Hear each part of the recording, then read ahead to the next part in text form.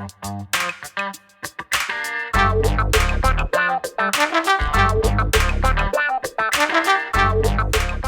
guys, Montel here, and welcome to this edition of Let's Be Blunt with Montel, where we take a deep dive into the world of cannabis, exploring its intersection with culture, science, and policy.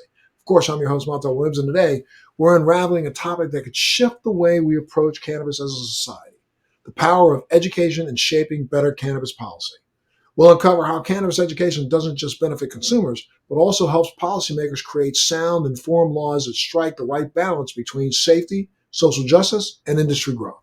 Trust me, this is one episode that you're not going to want to miss. You're going to want to stick around to the very end. And joining me today is a trailblazer, a true trailblazer in the space of cannabis. She's an award-winning educator, policy advocate, and also podcaster herself, who's changing the way people think about cannabis. Sara Payan, thank you so much for being a part of Let's Be Blunt with Montel today.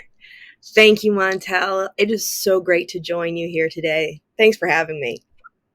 No, I really appreciate it. I hope I said your last name right. You did. You got it right. There you go. Okay. Well, thank you so much. Well, look, why don't you've had such an incredible career so far, from serving as on a legislation task forces in San Francisco to hosting your very widely popular and loved podcast, Planted with Sara Payan. You've been an advocate for smart cannabis policy and consumer empowerment. Can you share a little bit about what inspired you to take this path just to begin with? I mean, what got you involved and started in cannabis? Yeah, absolutely. So, if you told me 15 years ago I'd be doing this, I'd tell you were nuts. I had been working in nonprofits, primarily in civil rights and also economic empowerment. And in my 30s, I ended up with stage 3 colon cancer. Oh my goodness. So, my mom is a clinical researcher. She did the clinical trials on the chemo that I did. And during that time is when I got my medical card, because that was during the 215 days in California. And it was incredibly helpful. I was able to forego medications that would help me on my cancer journey, but could have created side effects that were lethal for me as a stage 3 colon cancer patient. Mm-hmm. And I can't tell you how much it helped me. Some people talk more about the curative effects of cannabis, but I like to talk about symptom management. And it was an incredible tool for me. And when I was done with my cancer treatment, like a lot of us who go through life-changing things, I really reevaluated my life and decided I was going to go back to school. And it was at that time that the dispensary that I was going to during my journey asked me if I was looking for work. And I really looked at it at the time as something where the first time I went to college, I had a job in an office. I did never get to have one of those fun jobs like working at a record store or a coffee shop or something like that. So I thought it would be like that. And what I found in my first year was that I was helping people that were going through things that were not so dissimilar to what I had been going through myself. And it was a really healing opportunity, but it also showed to me how much we needed more education, not only for the people working in the industry, but also for the public, so that we could have safe outcomes. They could have conversations with their physicians, because we weren't having a lot of that. And, how to create also better policy. As I started to get into education, I started realizing, as a nascent industry, though we've been a movement for decades, we needed to have more voices out there so that we could create better policy, safer access, and in turn, a more robust, industry. Because when I started, part of the training that we were doing was, well, if we get busted by the feds, this is what you've got to do. Put your hands in the air, look your patient in the eye, tell them that everything's fine, just to do what you do, stay calm. And that was a little different than working in the financial district in San Francisco, Absolutely. Well, it's such a powerful story. And that's really, you're basically, preaching to the choir, because one of the things I've been saying for now 20 years, so 24 years since I've been in the space, the most important thing that this industry could start to do, and should have been doing for the last 5 to 10 years, is education, education, education. We, I think, have done ourselves a disservice by not just educating ourselves, but educating the consumer, educating the public, educating doctors, letting them know, the fact that, in the last 3 years alone, there's been over 2,500 peer-reviewed published documents on cannabis every single year. with something new that's come out that people should know about. And I mean, there's well over 30,000 peer reviewed published documents out there right now. And, if that's true, that makes us probably one of the most written about medical products in the world. And people need to know more and more about it. There's more published information on cannabis than there is on aspirin. Absolutely. And I think we also have to have the conversation about to temper, a lot of my colleagues will say that it does everything. It's a panacea, it cures everything. And we have to have the conversation that though it does a lot of great stuff, there are things that it can't do. And we have to talk about people's relationships with cannabis, because like anything, you can have a problematic relationship with it. Let's be educated and have a harm reduction approach to it. Let's be educated and tell the truth. I mean, I've spoken to people over and over again. I mean, though there is research being done around the world, places like Australia, places like um, South Africa, places like Israel, where we're looking and finding out that some of the component parts of the cannabis plant do have efficacious treatment viability for certain forms of cancer and other illnesses, but they're not standalone cures by themselves. And we have not developed out the technology with the information we found out to actually design, let's say, the appropriate protocol for treating certain things. But then there are examples, anecdotal examples from around the world where people like yourself who had colon cancer or had Crohn's or had other various illnesses, MS and other things, where we've seen that no, cannabis is not the cure, but cannabis is an effective treatment for some of the symptoms. I talk to people all the time and they say, well, how does it work as a pain reliever? I say, well, most people don't understand that cannabis really, from my perspective, from what I've seen, what I've looked at over the last 20 years, cannabis isn't a pain reliever as much as it is a pain distractor. It literally affects the same nerve endings that actually send a signal to your brain that says, I'm in pain. It basically dampens them enough to make you, I can still, I suffer from MS and I have neuropathic pain in my feet and my side and my shins. That pain doesn't go away completely when I consume cannabis, but what it does is my brain is distracted from thinking about it. If I focus in on it real hard, it's still there. But if I don't focus in on it, I'm thinking about other things. And distracts me enough to say, okay, I can deal with it. That's for me. But everybody's experience with cannabis is different.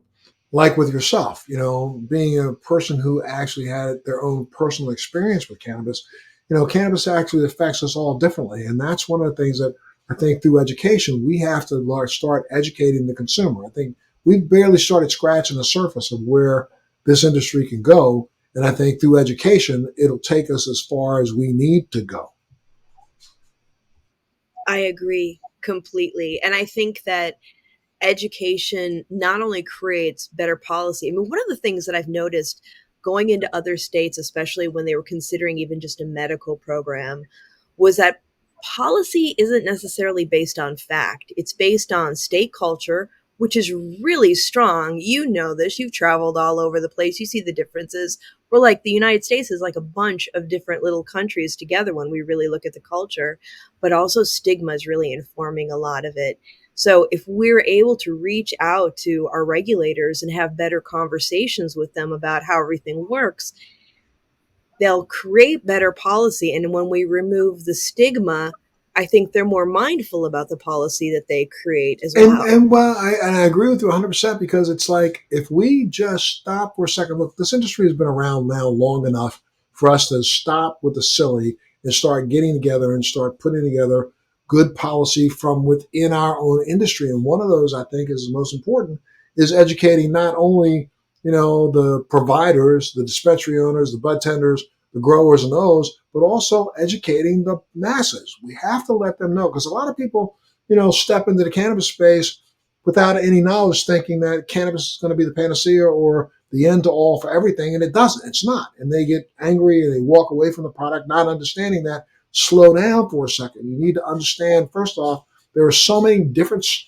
strains there are so many different component parts to this plant that finding and identifying the right cultivar for an individual is as important as using it by itself. And then, like for me, I started using cannabis, really to help affect, what was my neuropathic pain that I was dealing with in my shins, my feet, my ankles.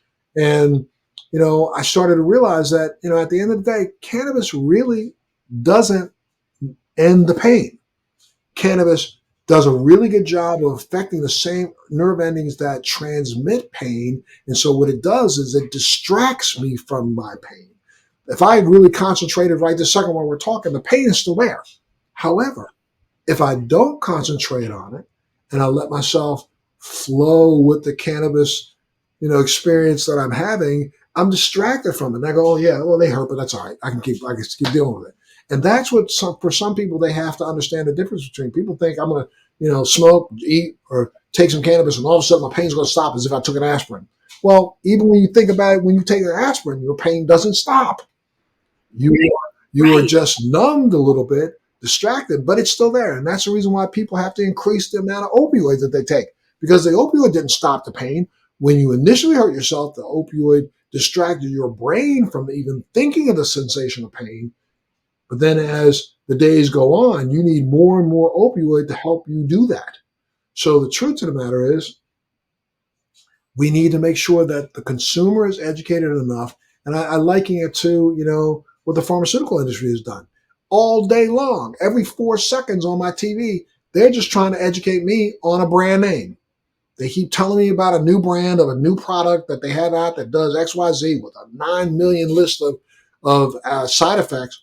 However, I can walk into the doctor's office and say, I heard about something that works for X. I don't even know what it works for, but this drug, does that work for me? Well, that's the reason why now we need to think and take a page out of their book and start educating the masses more and more and more, and making them understand that this isn't something you need to be afraid of. This is something that you can embrace. This is something that you can embrace if you find out more information about it. And then it'll help you deal with whatever it is that you're seeking to deal with cannabis. Absolutely. When I used to work in retail, oftentimes I'd have somebody who'd come in and say, "Hey, I'm having problems sleeping. My friend has this great chocolate covered blueberry that they're using. Should I try it?" And I thought, I would always tell them that's a great way to start the conversation. But now let's figure out what works well for you, because we have to manage expectations. Part of what I do as an educator is helping create a safe container for experimentation, because we know the baseline on how the majority of human beings respond to cannabis, but we're walking chemistry experiments. A lot of things come into play with how we react as individuals, which is why we need to have many different modes of use, and we have to create some sort of a structure for people to figure out what their dosage is too.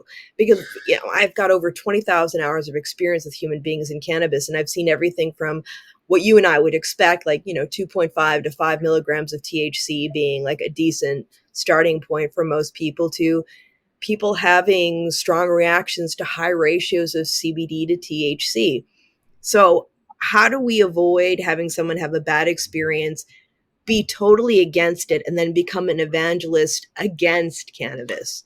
We talk about, how to create that safe container for experimentation, but also having the important conversation that even though we create our own endogenous cannabinoids, not all of us tolerate phytocannabinoids, and that's okay, because the people that it does work for, it works extraordinarily well, and it is a large amount of the population that does well with whatever amount of cannabis works well with their And we know bodies. it's all what almost all mammals have an endogenous cannabis or endocannabinoid system, and that Yep. system varies between each individual, and it also varies based on what you've eaten during the day and how you consume and what your metabolism is. And so we have to, start this off. I think we did a great job of saying to this country and to the world, yes, we need to use cannabis. Now we need to stop and say, okay, now, when you're doing so, let's start with A, slow as you go. You can't jump into this thing thinking I'm going to take a 25 milligram, a 100 milligram candy bar, eat the whole thing, and think on my first day I'm going to have a good experience. No, you're not. I don't care who you are.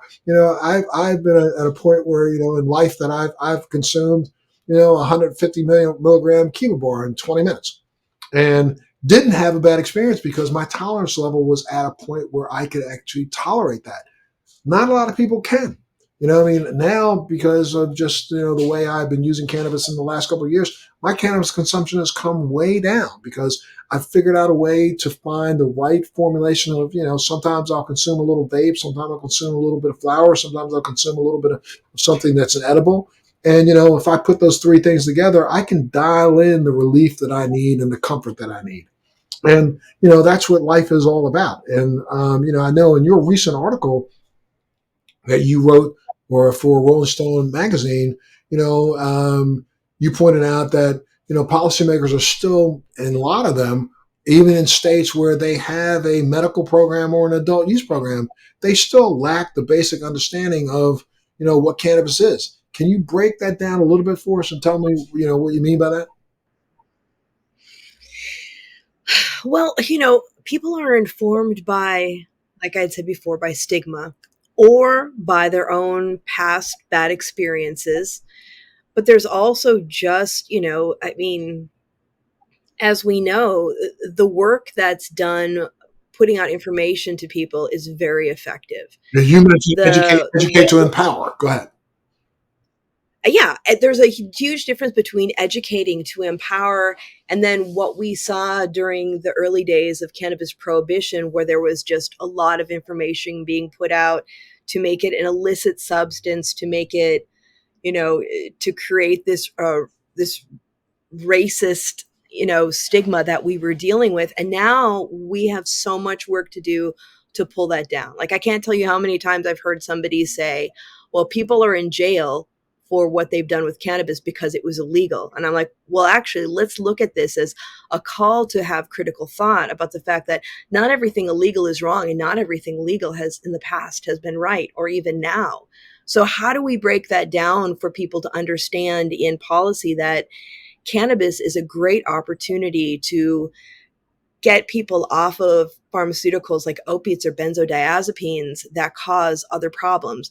That cannabis is a great way to engage young people in getting into education and, getting their degrees. And I mean, whoever thought that supply chain management would be exciting for somebody? But guess what? If you're interested in what you're working with, it becomes that Right, way. and also you just talk about getting off of opioids and some of the other harder drugs that are out there.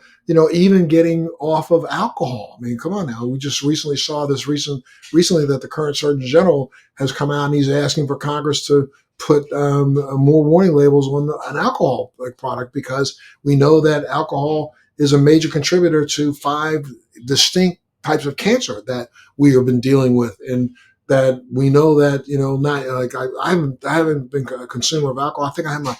It was really funny. I went to get some at a restaurant this weekend or this past weekend over the holiday season. Stopped at a Mexican restaurant and was eating some really extremely spicy food. And I was like, I haven't had a beer in really almost 15 years. I haven't had really a hard drink in close to 20 years.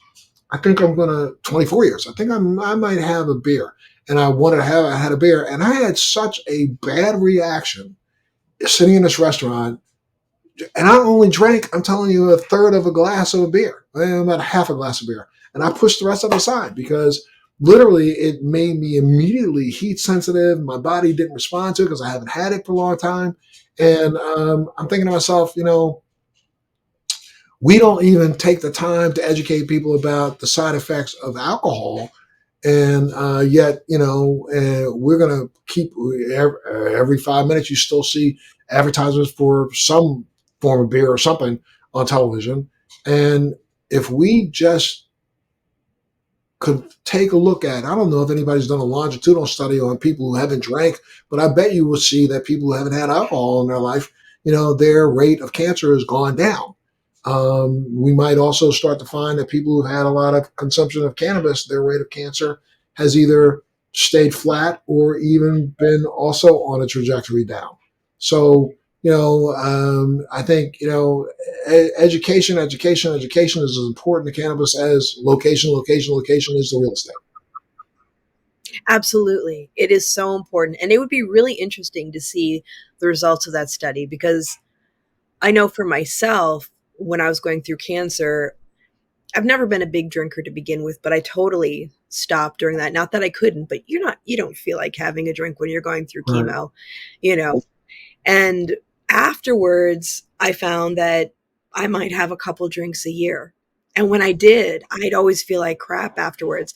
And, I'm in Northern California where there's, a lot of great wine and stuff. So once in a while, I'll enjoy a glass, but it always reminds me of why it is that I prefer to use cannabis at the end of the day. If there's one thing to experience a grape, there's another thing to unwind at the end of the day or to use it for like you, I have peripheral neuropathy. I have it in my hands and feet left over from chemo. Well, using something either in a topical or an edible for me is really effective, not only to wind down at the end of the day, but also to help with the neuropathy, especially like for me when the barometric pressure changes, I feel it a Right. lot in my hands and feet, Yeah, you I know? mean, I like with the way you just explained that. I mean, when I say I don't drink, I'm telling you, since 2000, I probably once a year I've had a half a glass of champagne. Last 5 years, people will pour me champagne for New Year's Eve, and I do the toast and wet my lip and dump it out. I literally go like this, throw it over the shoulder, yeah, to make a pick their hats of it because it's like I know it's immediate now for me. I can have just a half a glass of champagne, and the next morning I realized I had a half a glass of champagne.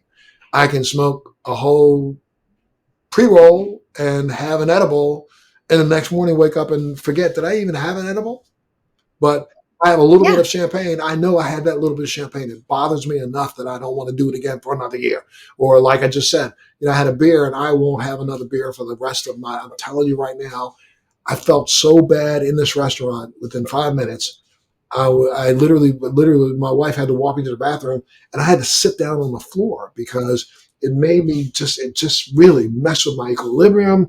My pain in my feet just went on fire, and I was like, "Oh Lord, why did I do that?" And I'm done. I am done. Tell you.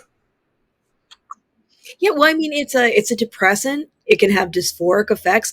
I mean, Montel, during the pandemic, my husband and I, where we live, our front yard is a big garden. And so when we would have friends over to be social, we would hang out there and we would make cannabis beverages. And a lot of our friends hadn't used cannabis in years or maybe had never been exposed to it.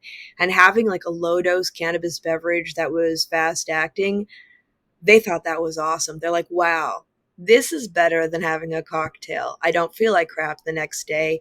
The feelings come on almost as quickly as when I would use alcohol, but it's pleasant. Absolutely.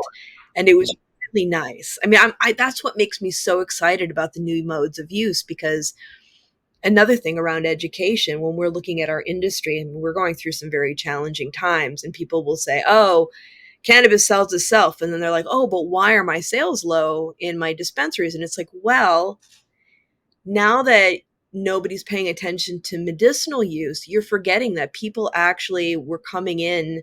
More people during the time of legalization are actually coming in not necessarily to get super high, but to figure out things for symptom management for themselves and to look at it as an application for wellness. So, if we had more education around using cannabis for wellness, there's a whole market out there that has yet to discover the benefits of cannabis because we need to be approaching it in an educated adult And talk manner. about the fact that education ties into economic growth. Yes, absolutely.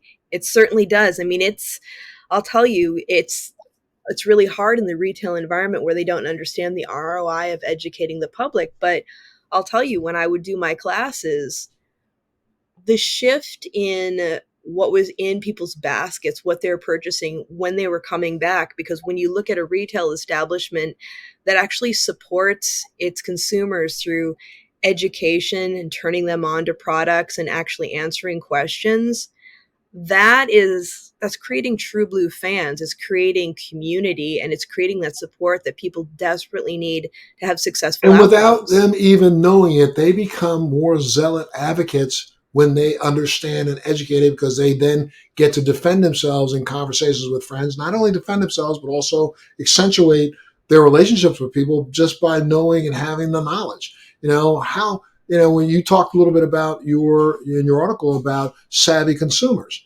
and how does, education shape their experience, and in turn then affect policy. It's because the more knowledgeable that consumer is, they are apt to have more conversations with others.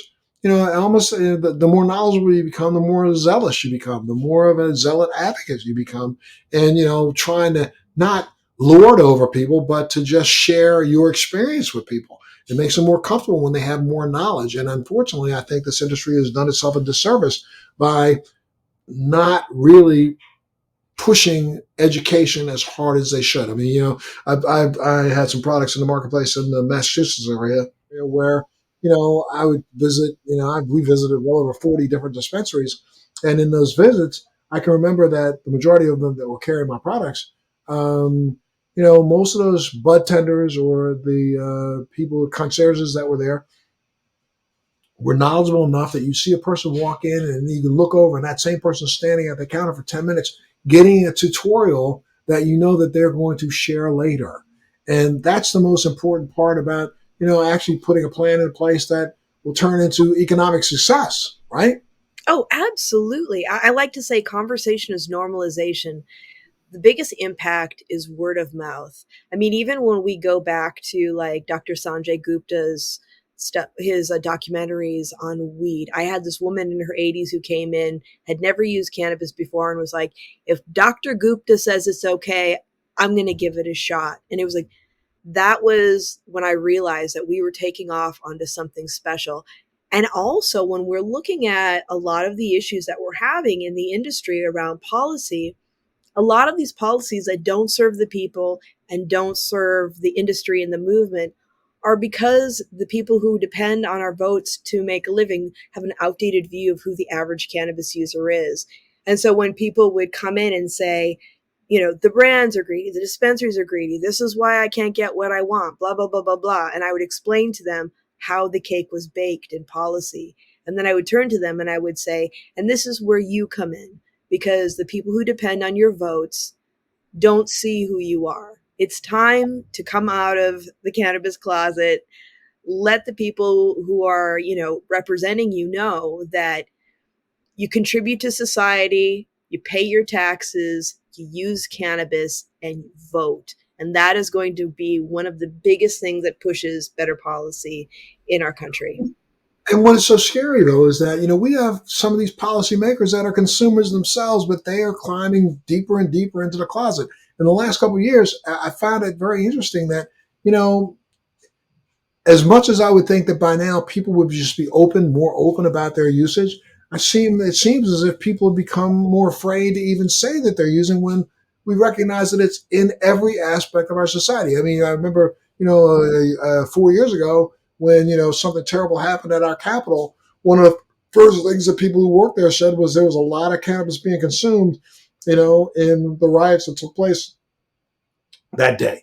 And so it's not a right or left issue. It's an issue that the entire country faces. You go to states where cannabis isn't legal and the consumption of some of these hemp-based products is higher than, cannabis was ever imagined to be in those states. And so, I mean, education gives policymakers a better advantage or opportunity to make better policy, because then they recognize and understand what's going on with the plant itself, why it works, why so many people are drawn to it, and we'll give them an opportunity to understand that there are policies that they can put in place that will help, more and more of their constituents if they needed it. Right. Well, the other year I had MSNBC's Michael Steele on the show. He's been on a couple of times. Hilarious guy and incredible, a brilliant dude.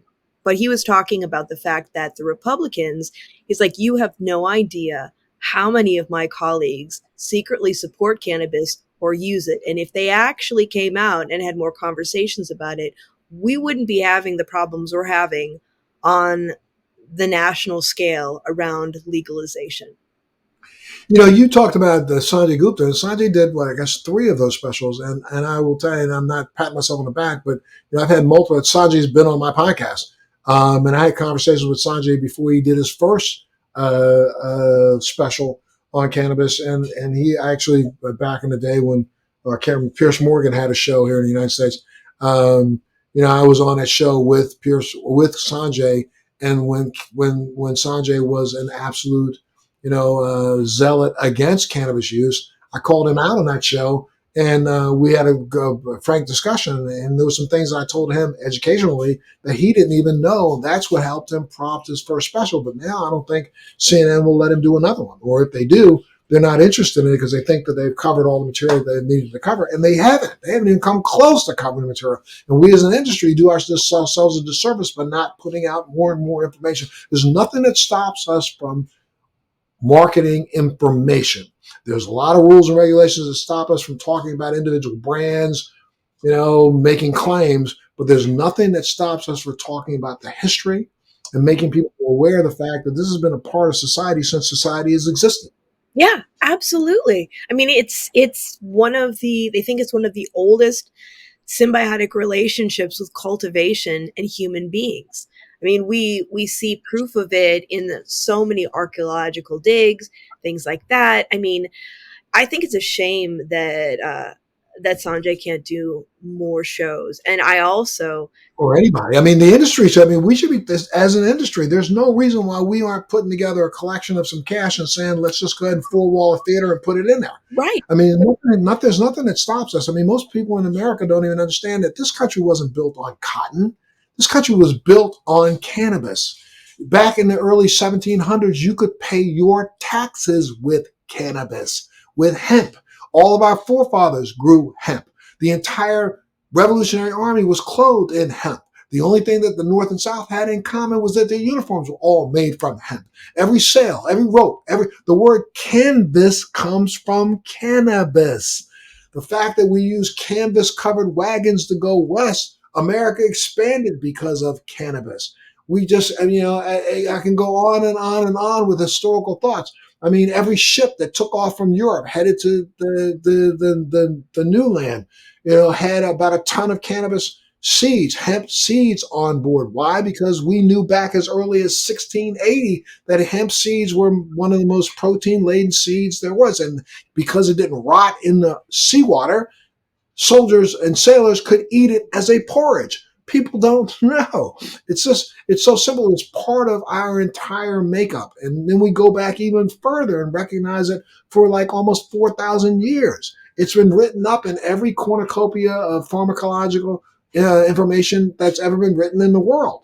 And it's not just something that, appeared in America. This has been all over. There's African cannabis. There's the Golden Triangle cannabis. There's South American cannabis. It's been all over the world. And why? Why would one seed travel the world if people didn't think it had value?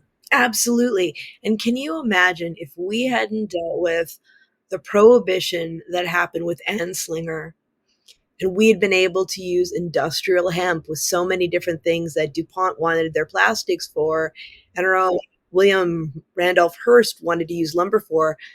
I gotta wonder how much less would our environmental issues be if we had been able to utilize hemp instead of depleting the resources on our planet. Not to mention the fact that even Henry Ford made a car made of hemp and made it drive on hemp seed oil. How much less environmentally dangerous would that have been if we had been using hemp oil and we could get hemp? Remember, it's a seed, so it grows anywhere. So we could have had hemp oil driving every automobile that we've had, and I bet you would have had less damage to our atmosphere. Oh, I can only imagine. I mean, it's crazy. And now starting all this up again, it's I have great hope for it, but it's extraordinarily expensive to start up something that hasn't been, done in a long time. It's going to take a while Absolutely. to ramp up. Well, what inspired you to start your own podcast, Planet with Sara Payan? What actually, inspired you to do that? And what impact do you think and hope that you're having with your listeners? Yeah, well, thanks for asking. I doing my work as the co-chair of the legalization task force in San Francisco and having all of my educational programming for the public, I had a lot of people coming up to me asking me, when are you going to do a podcast? And quite honestly, because I do my work, I'm immersed in my work because I love it, not because I like the sound of my own voice. So I was like, well, I don't know if I'm going to. And I kept having people asking me to. So finally I decided, well, if people keep asking me to, I should. And it started out with just having conversations with people, finding out, what their first experience was, why they were involved in the industry, what was near and dear to their heart. And then it got into being so much more because cannabis is a call for critical thought and for activation and for people to not only be active politically, but also like I teach in my classes, it's a call to become in touch with our bodies because so often we're running from, meeting to meeting, event to event, getting caught up in our social media, in our calendars, in our computers, and we're losing touch with our bodies. Like people would come see me and say, I want to use cannabis for blah, blah, blah. And I have tried it and it hasn't worked. And they would dump a bunch of products in front of me. And I'd ask them, well, what happened? Well, I don't know. All I know is it didn't work. And to me, what that says is we've lost touch with the fact of everything we put in our body creates a reaction. And how do we ground and get back into ourselves? So I think the podcast is about cannabis, but it's also about choosing different ways to live, thinking for ourselves, being politically active, and also looking at the opportunities that cannabis has for us to show how we can do business in a different way. We can have abundance and support our communities and be compassionate. And just like how the tech industry in the positive ways it influenced the way we do business in other areas, I feel like cannabis can do the same thing. It's very funny. You were talking about somebody who said, well, I tried some and it didn't work. And I'm shocked when people say that because they don't even recognize what work means, but it didn't work. I had a friend of mine very recently at a function. It was very, very interesting. I have my own products, and I happen to have my vape pen with me, and a couple of people wanted to borrow it and use it for a minute. So I said, yeah, go on outside. They went outside, and one person came back in, and that one person said, "Holy moly, just knocked me on my ass." The other person said, "Oh, that was really, really good." Another person said, "I didn't feel anything." And then I watched that person said, "I didn't feel anything," literally start to demonstrate behaviors that they weren't demonstrating before they hit that pen. And I thought to myself, they don't even know that they have gotten a euphoria out of this because they don't understand what it feels like because they weren't normal, typical users. And what I needed to do was sit down and say, "Like, do you notice that when you came back in for the next 20 minutes, you did nothing but sing? I watched you sing with the band and you were hanging out." So, yeah, well, that's because I enjoy singing. I said, "Yeah, you enjoy it that much because last year you didn't do it." And they were like, well, yeah, yeah, you're maybe right. Maybe I did feel something that I didn't think I knew and felt. But yeah, you did. And so, I think, can you share a memorable story about a patient or advocate that you had on your podcast that highlights the power of cannabis education? Hmm. On the podcast, I haven't had any patients on the podcast, but Okay. I've had some amazing conversations with people about how it's made such a difference for them. One of the things that I like to do, a lot of podcasts have a lot of people from the industry on regularly, and so it ends up being more of an industry podcast. And I like to get people from all walks of life. And I think one of my favorites was having the late great David Crosby on the show, Mm. and David talked about how it made such a difference with helping his symptom management and also coming back to cannabis after he had been sober for many years and wanted to make sure I think he was sober for 14 years before he decided to go back to trying cannabis, but that was all that he was using. And just having the conversations about not only what great relief and peace it gave him, but also with his creative process, like how it made music sound and when he was writing music and playing music, and just the communion of sharing a joint with friends, how impactful that was. And we got into we went really deep because he was talking about the fact that he only had 3 to 5 years left to live, and he had so much more to give creatively. And we shared our thoughts on life and death, and then just a few months later, we lost him. Such a sad thing. And what do you think some of the biggest misconceptions people still have about cannabis or the cannabis industry? That people who use cannabis are lazy and don't do anything, that it'll ruin your life. That, you know, there's still, I remember like getting a ride home one night and telling somebody what I did, and they said, "Oh, so you're a drug dealer?" And I was like, "Well, actually, pharmaceutical salespeople are drug dealers. I am not." there's, Right. there's All right. a There you go. difference. I think that, there's also, even just from like the side in the industry where people will say, if you're in cannabis and you don't use it, you're not legit. Well, that's not necessarily true, because there are a lot of passionate people that cannabis doesn't work well with their bodies, but they have the critical thought to understand that it helps other people, and they feel passionate about creating that access and that safe space or those good products to be able to bring that into the market to help people. I think that's something that we need to talk about as well. I mean, for a person who's been in this space as long as you have, if you had to put your crystal ball on, what do you think the next year or so is going to look like? Because, I happen to be in Florida, and in Florida, everybody thought, yay, Florida is going to pass, adult use, and Florida missed the boat. They had a constitutional amendment that required a 6% vote, and they only ended up getting 56%. And so they were 4 percentage points short. So therefore, that constitutional amendment failed. And now they're scurrying down here trying to figure out how are we going to recreate the momentum and get back to this again. So if you had to put your crystal ball on, I mean, we are sitting at 30, sort of 36, 38 states in the District of Columbia already with a cannabis law of some sort. What do you think the next year is going to look like? Well, that's a hard one to tell, Montel. I mean, the new administration is very strong on states' rights. So I don't know that we're going to be seeing a lot of momentum on the federal level. I, I, However, but the new administration also came out about 4 months ago supporting the initiative for recreational use in Florida. true. And so that's going to be something that, I think you're going to be, some people are going to hold them to and try to say, look, you can't, just because Florida didn't pass, you can't help everybody else. You got to help everybody else. Right. Well, I sure hope he does. And I've heard rumblings that he's actually for descheduling rather than rescheduling, but don't hold me to that. I also think that one of the things that happened in Florida was because you had a large company like Trulieve that had a majority of the market.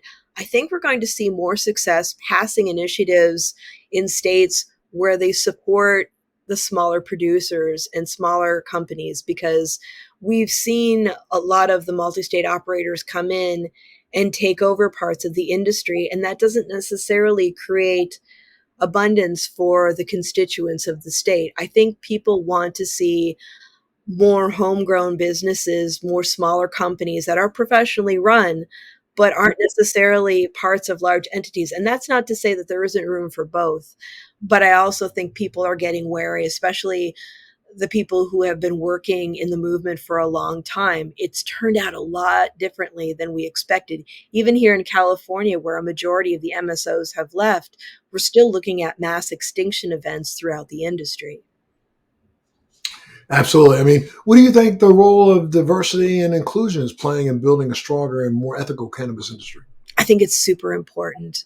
I think it's super important. And I've seen some of the most amazing products and flowers coming out of equity companies, and the amount of heart that's going into it, especially because, when we're looking at, the traditional or illicit market where a lot of these people came from, I think one of the things that we need to always remember is that, yeah, in the past, people have branded them as criminals because it was illegal, but what we were really looking at were artisan growers and entrepreneurs, and we need to lower the barrier of entry so that more people can come into the legal market and do what they do best. Yeah, a lot of those big FSOs, I think, that have lost money because their whole objective was making money. The objective should have been providing cannabis. And I don't think they're mutually exclusive, but at the same time, if you're only focused on how you're on the bottom line, which is the dollar, the dollar, the dollar, the dollar, you can't be successful, I think, in this business. No, you can't. And, there's you can tell the difference between something that has been cultivated with great care and something that is just, Mass produced. yeah, just being treated like a commodity. And that's, as consumers get savvier, they are not going to want that. Yes, there are people that are looking for affordable cannabis, but you can find that and have it be quality. And a lot of that comes from going back to, your question about, you know, people who are in the social equity realm. A lot of these are small cultivators that care deeply about what they do, and they create beautiful flowers that are full spectrum that people can enjoy not only recreationally but have great therapeutic benefits. And we're not seeing as much of that in the large scale production. And what are some of the next, what do you think the next big challenges will be for the cannabis industry that will be facing over the next year or so? Funding is going to be huge because, as we've seen, it's really hard with banking right now. A lot of the venture capital, a lot of the investors have been becoming much more careful about who they invest in. And I mean, especially for a lot of the small companies, you know, because it was really hard for people to get loans, and especially for women and people of color, they were using a lot of their life savings. They were, working with family and friends to do money raises and things like that. And I think that the lack of funding is going to be one of the biggest challenges, and it's something that we need to address. Are there any specific trends that you've noticed in cannabis education that excite you or concern you? I think, one of the things that excites me is that we're seeing a lot more schools that are having programs. And what I'm hoping to see is that there are more people who have active experience in the industry teaching these classes. Like my alma mater, Northern Michigan University, has a great cannabis program, and they're going to be rolling out a bachelor's program, I believe, this year, if I was hearing correctly. But we're getting a lot more institutionalization. Like when I first created curriculum for City College San Francisco, people would ask me, well, what are your credentials to teach the class? And it's like, well, we didn't have any degrees or anything. We were building it as we went along. So now with, existing faculty and people who are in the industry that have lots of experience that can help kind of disseminate the fact from fiction, I feel like we're going to have a lot more better educated professionals in the field. But also, just kind of stepping back, we have a lot of very talented people in the field that are looking for work because at this time we're going through a very, very difficult period. I have great hope that this year things will pick up and that more people will have jobs and we'll be seeing more great products and companies on the market. From the technical side, there are a lot of great apps that are out there now that are for educating consumers and collecting data so that we can better understand people's experiences. And those are things that I'm super excited about too. There's been some introduction of artificial intelligence into the industry, which isn't taking away from jobs but is actually helping collect and see patterns and how people are responding to products and what their purchasing patterns are. But there's also the thing of, like, people say gummies are one of the top edibles in the market. Well, when we see that the majority of edibles that are available are gummies, that's what you're going to see in the data. So I would love to see some more creativity as money starts to loosen up and seeing some more interesting products and modes of use. And looking ahead, what is your ultimate vision for the future of cannabis education and advocacy? My view, my hopes for the future of cannabis education and advocacy are that we start to spend more money on getting research that shows all the good things that cannabis can do, not only with the human body, but socially. Because we have, although I think it's good to see both sides, and I like a balanced opinion, I don't think everything is all good or all bad. But we are seeing, a lot of more misinformation coming out in the media about cannabis the more popular it gets. And the fact, Well, I was saying that, yeah, yeah, you're crazy. it's awful. And it's, we could have, you and I could have a very long conversation about like, the decolonization of research methodologies and the bias that comes along with that. But, and you and I would have a great conversation about it, but that might make everybody else snooze, Correct.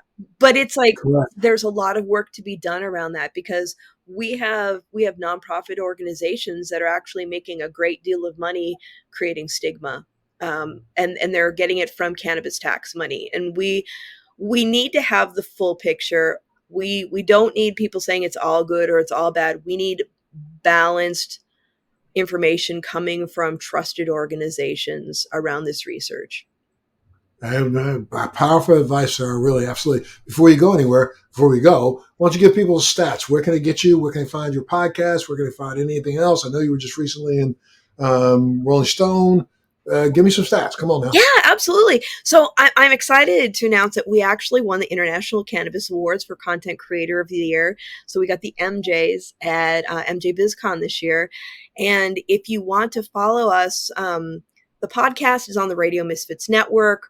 Our website is www.plantedwithsarah.com. You can listen to Planted wherever you listen to your favorite podcasts. We are streaming everywhere. And if you want to follow us on Instagram, it is Planted with Sarah. Excellent. Excellent. You got a book coming out soon or no? Been thinking about it, but not okay. yet. Well, you have a home here whenever you want to come back, and I'm looking forward to being on yours. And, we've nailed it today. I mean, education is truly the key to breaking down the stigma and building a cannabis industry that we can all be proud of. And I thank you so much for all the hard work that you're doing. Thank you so much for having me, Montel, and I'm looking forward to our next conversation. Absolutely. And, you always have a home here. If you have anything that's coming up that you want to chop up and talk about, let me know, and I'd love to have you back. I sure will. I would love that. All right. Well, keep your family safe, stay in love, and have a wonderful day, and Happy New Year, okay? Happy New Year. Until next time. Until next time, for sure. And for all of you out there, make sure you tune into the next Let's Be Blunt with Montel. Thanks for joining me on Let's Be Blunt with Montel. Please make sure you're subscribed and hit the bell to be notified when new episodes post each week. We'd love to hear your feedback also, so please send us your comments. Military Makeover is so grateful for the support of Purple Heart Homes, a nonprofit organization that rebuilds and transforms the homes for our veterans. Our heroes come home with sacrifices most of us can't imagine. As a veteran myself, I've been there and founded Purple Heart Homes to help. When I tell the story of Purple Heart Homes, it's the freedom to not have to depend on somebody else to do the simple everyday things in life. Visit phhusa.org/makeover to learn how you can help.